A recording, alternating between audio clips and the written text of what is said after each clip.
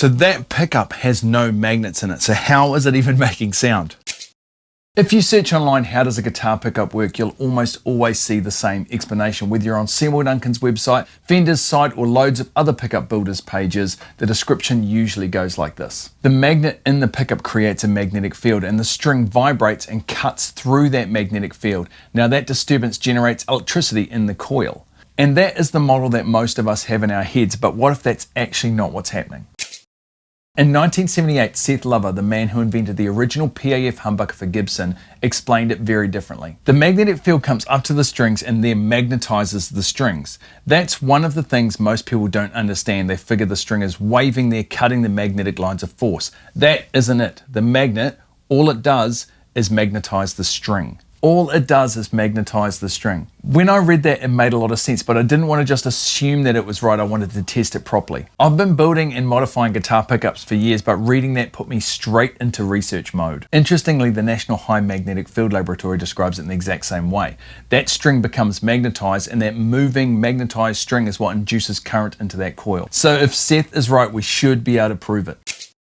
Right, so here's what I did. I built two identical pickups, same wire, same turns, same geometry, but one has magnets installed, the other has no magnets at all, just plain steel slugs, to keep the inductance roughly the same. So I mounted them into this guitar, one directly above the other. So the bottom one here has magnets, the one at the top has no magnets. So the strings are being magnetized by this lower pickup here. I've also used stainless bolts and nylon spacers that can't be magnetized by these magnets down here. So if Seth is right, both pickups should have essentially the same output. But if he is wrong, this top pickup will have way less output than this lower one here.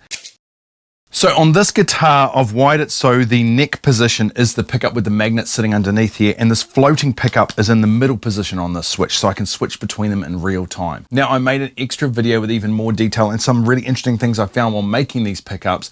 I've got that over on my website. If you're a member there, go and check it out, or if you want to become a member, I've got some links down in the description. First, I'm going to play through the pickup with magnets, and then I'm going to switch directly to the pickup with no magnets at all.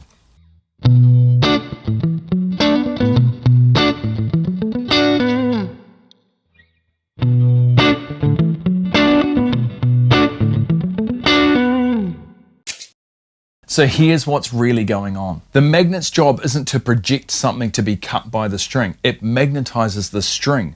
Once magnetized, the string itself becomes a tiny moving permanent magnet. And the coil isn't generating anything actively. It's simply receiving the changes in magnetic flux from the moving magnetized string. So the pickup isn't projecting, it's listening.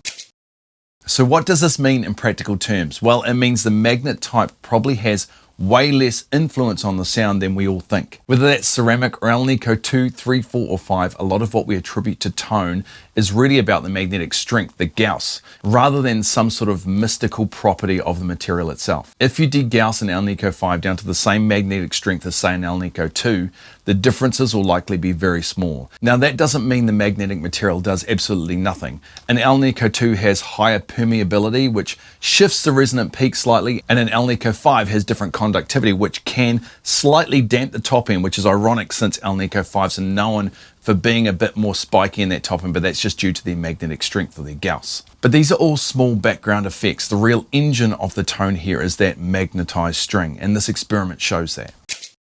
So maybe for decades we've been telling a version of the story that isn't the whole truth, but Seth knew this back in 1978 and the physics back it up. So when you're choosing pickups, don't get bogged down by magnet mythology. Just pay attention to the strength, pay attention to the windings and the geometry, and most of all, trust your ears. That's the main thing at the end of the day. Please hit that like button if you've enjoyed this one, and I'd love to hear your thoughts down in the comments. Have a great week, and we'll catch you in the next video.